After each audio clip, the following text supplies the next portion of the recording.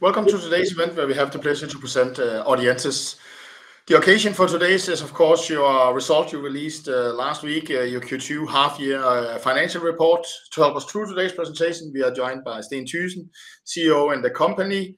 We do this in English because you also have an audience besides the Scandinavian one on the corporate bond level issuance. So that's why we are doing it on English today.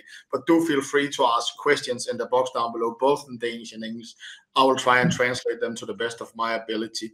But I think I will hand the word over to you now, Sten. Yeah, thank you very much, Michael, and welcome to this presentation. Yes, we are now presenting our second quarter and full half-year result of 2025. And today I have sort of put together the usual flow, but we will be looking at both the progress in our different activities and also what are we looking at financially so far this year and what is our expectations for the remainder of the year. And of course, as you mentioned, we also have this ongoing capitalization effort that I will also cover absolutely. So for those who has not kind of necessarily met us before on this forum, we are this Danish technology company that is pioneering solutions within the self-fitting hearing solution space. So we focus on hearing aids and what we call advanced hearables, which essentially are consumer electronic products that has got markets that are, you can say, outside this sort of medical device area as well. We are listed at the Spotlight stock market in basically in Denmark, but this is part of the Swedish Spotlight group. Our business today really consists of the classic business that we have been working on for a number of years now, which is product sales. So this is where we basically do everything from start to finish, literally. We design, develop, manufacture, and bring to market products in this space.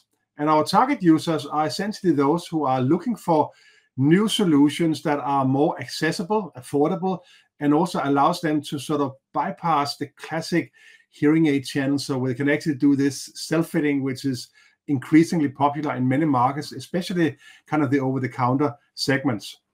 We've also started last year looking into using our software asset in terms of licensing this to companies who are interested in manufacturing products, bring them to market that are also within this space. So the software licensing business is something we see as part of our future orientation, and we are making steps towards that all the time, basically, and currently we're working on a few projects in this regard.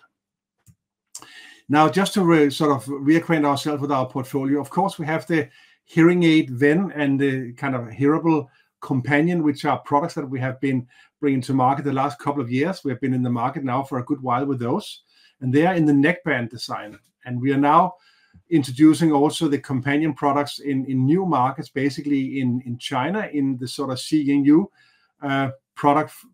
Basically, it's a localized version of companion for the Chinese market, which is a trademark name there. CNU also happens to be the part of the name of our joint venture in China, just to aid to the confusion. But basically, our future, you can say, direction also includes classic hearing aid design, such as what we are depicting on this slide, and also other form factors. So in terms of our market, what are we actually focusing on? And we are basically focusing on a market that is in the sort of affordable hearing products category, but where we focus really on bringing out high quality products to people that has this smartness built in, essentially self-fitting and other technologies that are really hearing aid class. So essentially we are picking from the top shelf, building into our products, but we are placing the products on the lower shelf where they are easier to afford. There's a number of pockets that we are also, you can say, competing within or looking towards. So we are not trying to compete with the very high-end, expensive, top quality products we of course can say from Danish and other hearing aid manufacturers, but we are really trying to sort of address the niches in the market where we think we can play a good role. In the over-the-counter market, this is kind of what I show here as number 3. There is a number of interesting form factors. Many of them are building on existing classic hearing aid designs, but there are also many in the sort of true wireless, kind of the earbud style and other form factors. And essentially, this is a bit of the kind of Wild West. There's a lot of things going on there, and things are moving fast.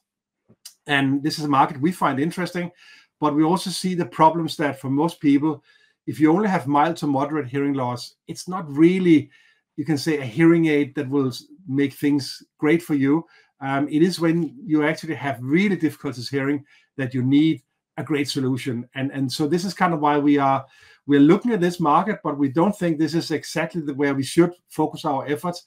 So we are essentially trying to focus on addressing from kind of moderately severe to profound hearing loss. That is our playground. And this is markets where self-fitting is, you can say, part of it, but where you often also need to work with hearing experts to get the right fit. Part of that is due to legislation, and part of that is due to kind of how channels work. But anyway, that's how we sort of see the world, and we are interested in increasing our play, of course, in those markets where people really has a need and can't find affordable and good solutions.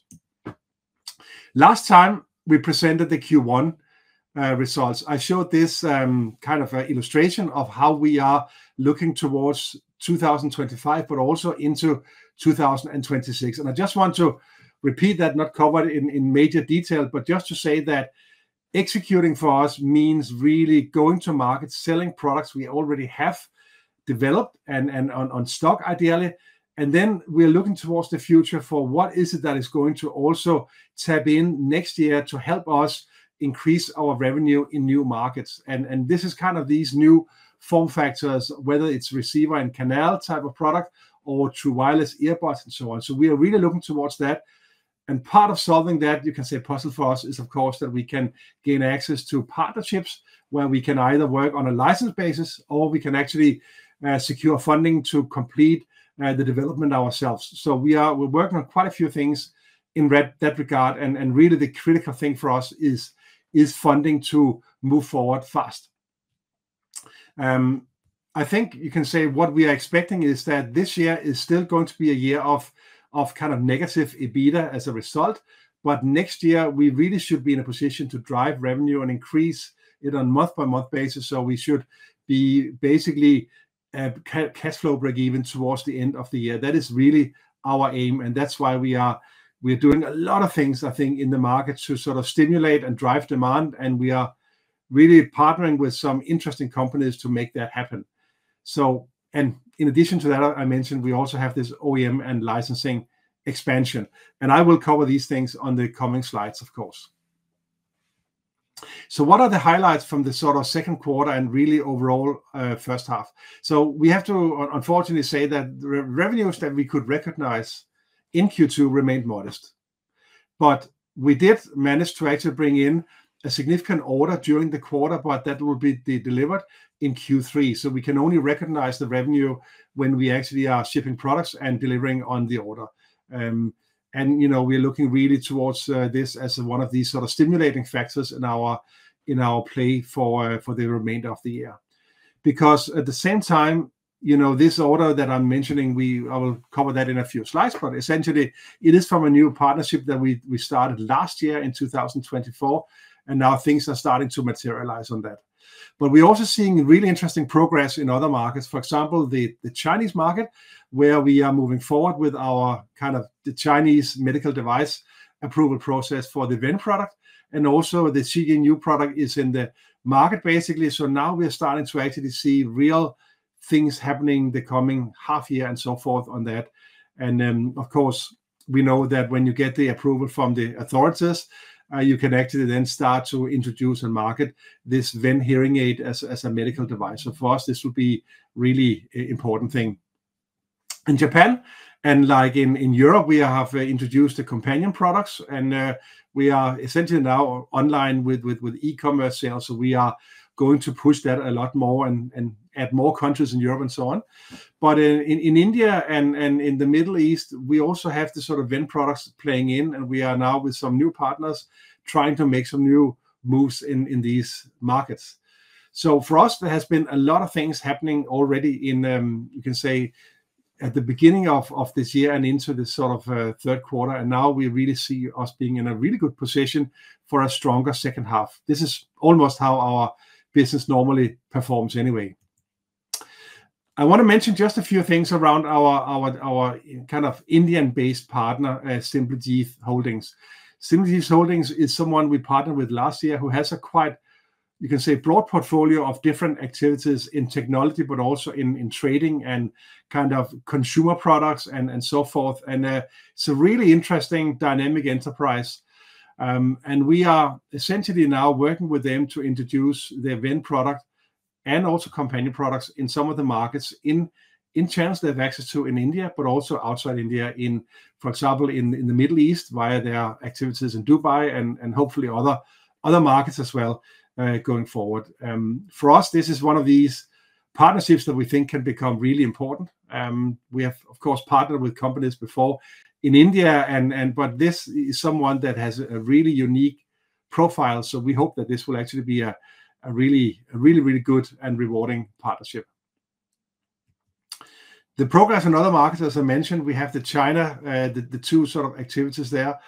The partner we signed early in the year, Audientes, has been doing a lot of groundworks in actually preparing for getting the right approvals to put the product into some of these public kind of funded health channels there is in various markets. And also they have been also undertaking basically the sort of e-commerce development and testing some things out there. So I think we have quite a lot of expectations to what Audientes can bring next, you can say, the next quarters.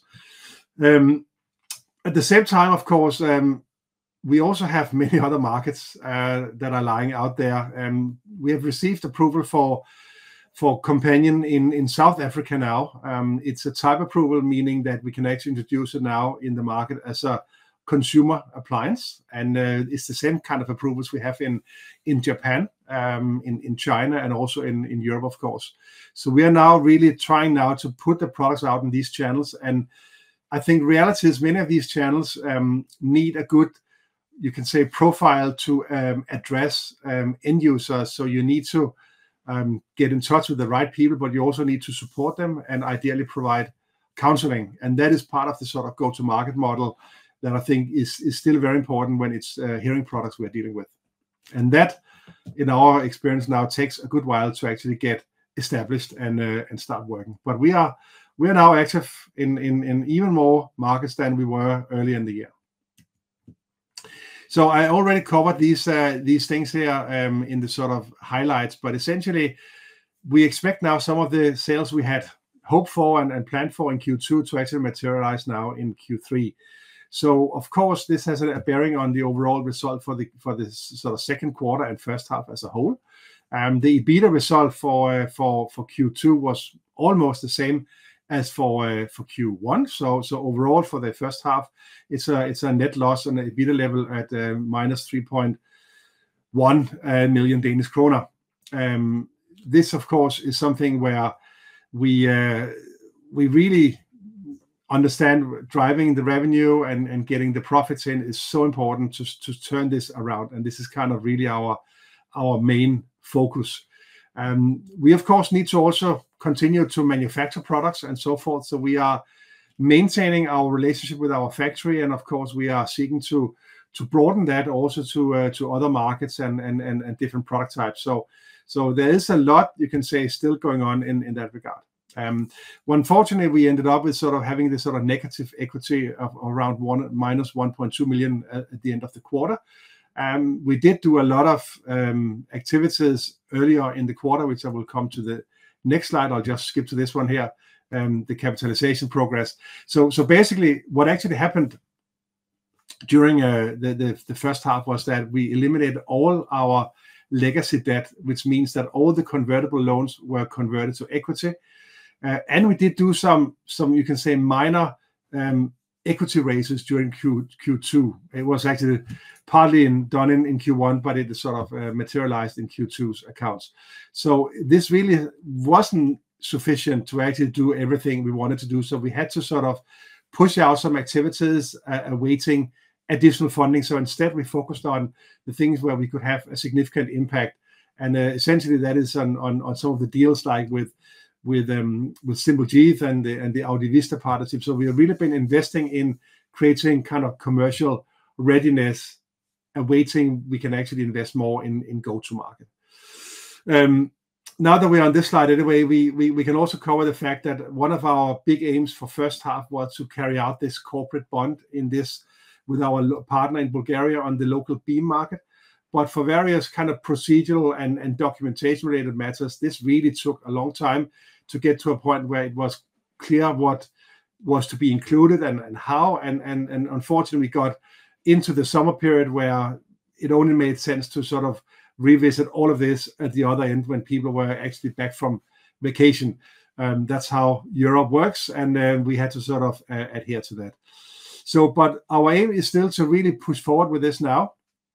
And you know, now we're in September, and so this is now when we're really rolling up the sleeves again and really focusing on getting this moving forward. I think this is also a quite good timing from our point of view with the different activities we have coming in and progress made. So this is actually what I think we somehow had to accept the sort of situation. Let me just now step back to this slide here where we sort of look at the financial results. So just there, and I think we already covered these things from a revenue point of view. It wasn't really what we had hoped for, but again, I think we can make a kind of a bounce back during the third quarter in that regard. And I think I covered all the other things. We have done various issues of shares. So of course, our number of shares outstanding has gone up quite significantly during the last year. And that has been both due to the sort of significant amount of debt being converted and new equity kind of raised, but also, of course, that the share price has been going in the opposite direction of what we had hoped for. So the share price has been really low. So the number of shares today are quite significant, around 678 million shares outstanding. Okay, so let me just focus on second half now, because of course there's a lot happening now. A lot has happened already, but our key focus is really managing and leveraging these partnerships we have, and all of them have got a lot of potential, but a lot of it has to be reaped in order to show up in our top line. So for us, it's really about securing this initial revenue from our new partnerships. So with SimplyJIT, we've been working really for a year to develop this sort of mutual understanding, and also what is it that we can do together, and how can SimplyJIT use what we have in their activities. So now we are ready to start working towards that.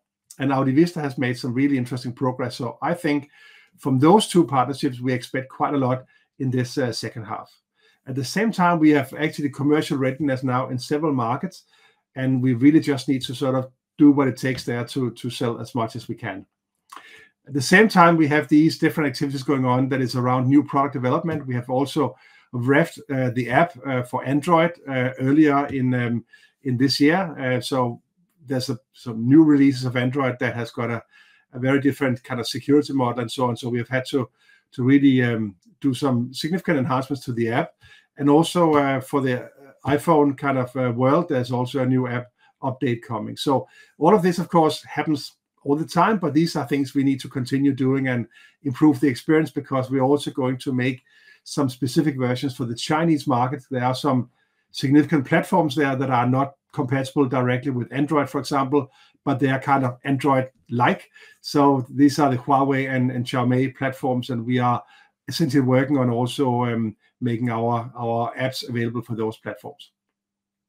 So all of this, of course, require that we have access to more liquidity than we have had for a good while. So this is why looking at supplementary funding and the bond and so on is really important. Of course, always supported by revenue inflows. That is really our focus. And I already covered this slide.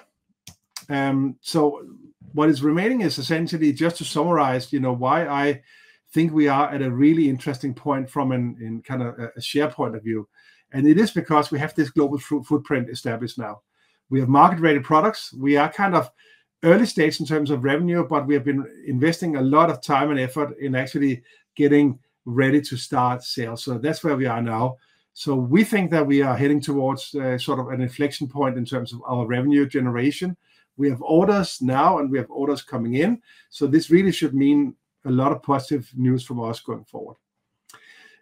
Our licensing approach, this is something I think is really one of these undiscovered hidden gems in our business, but we think this has got a lot of potential. So we're really trying to pitch this proven technology platform towards actors who are interested in both the sort of self-fitting market, but also different hearing care products for the more professional channels. And with various partners, I hope we can really create these next generation products. We have some activities going on already, both in the sort of receiver and canal classic hearing aid form factor that sits behind the ear, and then also the true wireless, which is a sort of earbud style, and also, as I mentioned, with our multi-platform app. But we need to secure more funding to really accelerate this. This is a key part of our plan. So I think with all of these things going on, we are still in this really interesting position to position us strategically in this industry that really is full of growth potential around the world. And we are really kind of unusual actor in this space. We are really a challenger in many ways. Final slide with sort of content on it is just to say that we have updated our financial calendar now. We have a look out towards the end of 2026. And the next time I'll be presenting here should be maybe before as well, but at least on November the 21st with our Q3 reporting. And with those words, over to you, Mikael. Thank you very much. Thank you, Sten. Let's jump into some question. There is here, how far are you from landing the corporate bond? Maybe I think you alluded to the timeline. So is everything ready? Are you starting marketing? Are you pretty confident that at least you will be able to market here in Q3? Are you comfortable with that timeline now? I'm comfortable with the timeline, but I think history has also told me that these things seem to take time, and there's these different unknown factors that we are not fully in control of. But with the documentation now in a form that I think is the consensus that this is what it should look like, then I think we now have to complete it. We have to update it with the sort of recent reporting, and then we have to really start bringing it out to the market. And that we will start definitely on as soon as possible. This is our top priority in that space. Perfect. And then there's a question to the order. You mentioned the 800,000.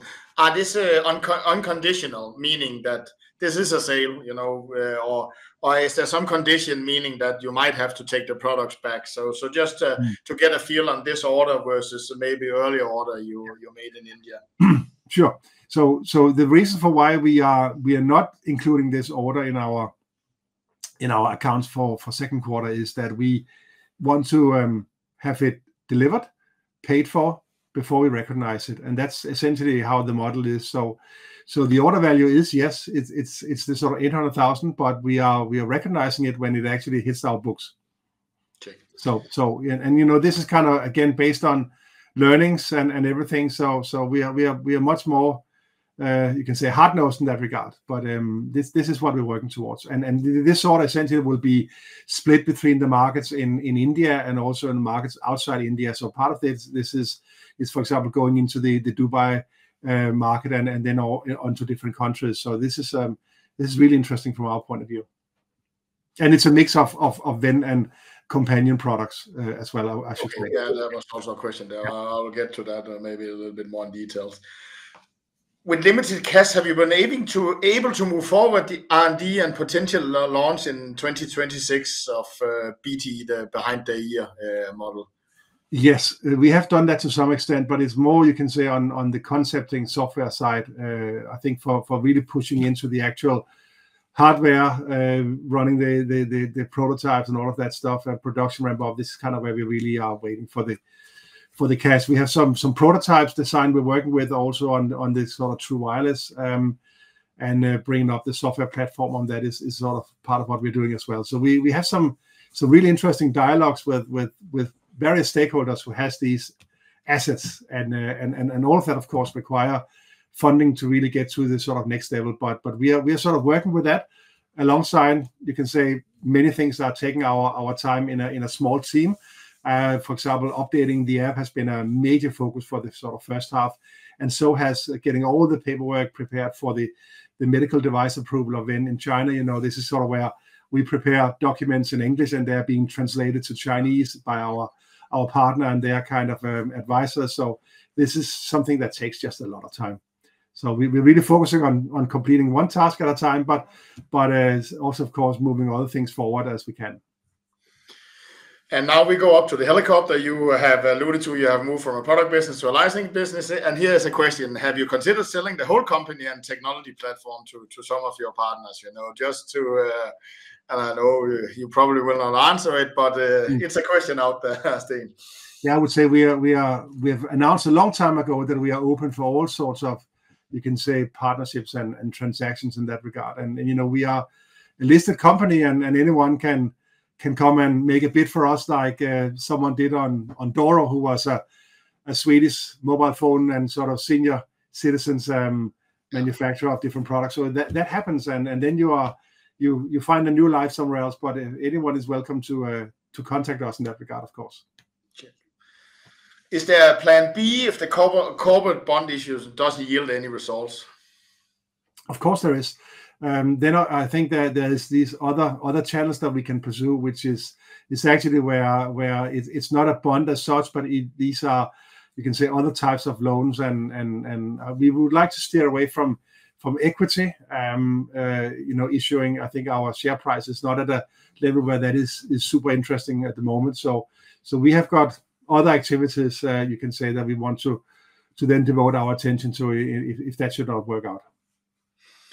And then there's a question, do you still expect to break even in 26? And I think you alluded to it. I also guess that you need funding to kind of move the movement that will make you break even. But so are you still optimistic that you can keep the plans even maybe funding has been a little bit delayed, and I guess also the commercialization effort that should push you high enough revenue to break even?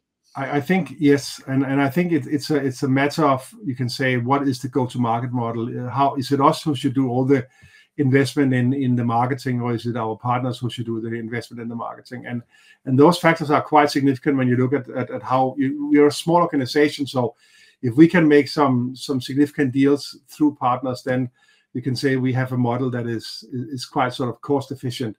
If we have to sort of push a lot on e-commerce ourselves, then it takes quite a while before you start earning, you can say, the actual marketing investments.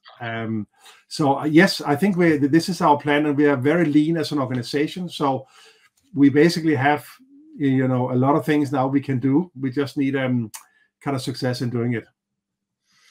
And then you also mentioned that, I guess a couple of years ago, you expected there's a market out of the box. Now you are talking that maybe you need some kind of a sales process where at least a little, not an audio log, but something else.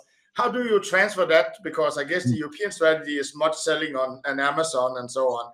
Have you made any thoughts about how you transfer that? Do you actually maybe need some advice unpacking or packing it out of a box and using it, but maybe there should be some advice. Can you do that digitally also? Yeah, there are some various solutions in the market that are really trying to handle this onboarding process really well. There are some app vendors who have developed, you can say, a special business out of that. It sort of complements our basic app. There are some online things you can do, but I think my biggest learnings from having been in this now for a few years, is that people with hearing loss, they really need some counseling in the process of buying a product, whether this is online or whether this is in the channels. And our initial foray into the professional channels was actually quite positive, because we really felt this is the way to do it. But we also learned that the professional channels like to sell the very expensive products they earn a lot on.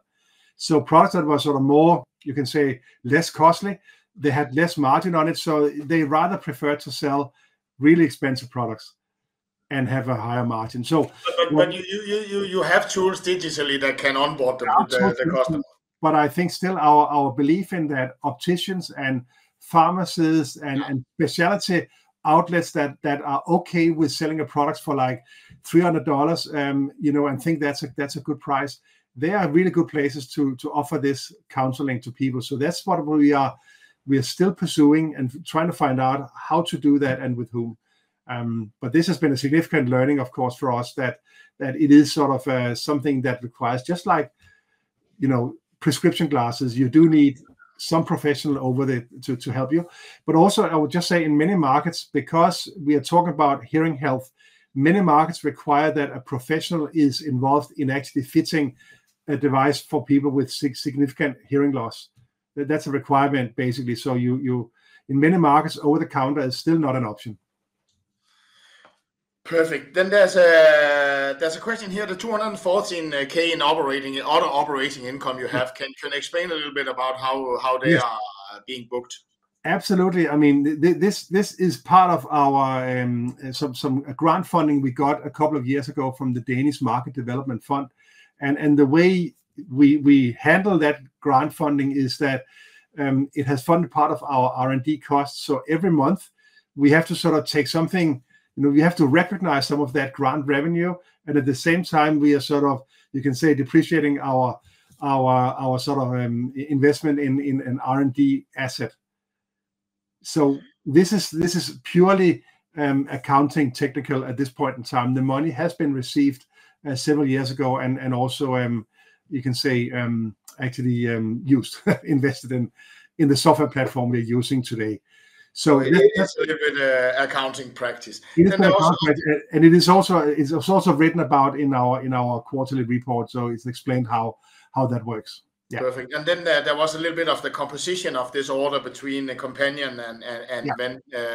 Was that 50-50, or I don't know whether you indicated that? It's probably roughly like that, but it remains to be fully determined. And for more countries also, if I understood you correctly. Yeah. Check. And then there's the last question. Is there anything news about the hearing protection? You started to maybe see if there was a way in hearing protection, both military, but I guess also hunters and noisy work environments, and maybe you could create some business in that segment. Have you gone any further here? Well, we have gotten further in terms of, we have spoken with a couple of industry actors, and then we're also looking at the sort of form factor design for this, which is part of this true wireless concept we're looking at. It'll be, we think, easier to realize that in the earbud style. But so we're working on it, but nothing you can say to be talked about that much in that regard so far. Perfect. I'm just checking, Steen, but I think we have gone through all the questions. Thank you, Steen, for taking us through your results and answering the questions, and thank you for the audience listening in.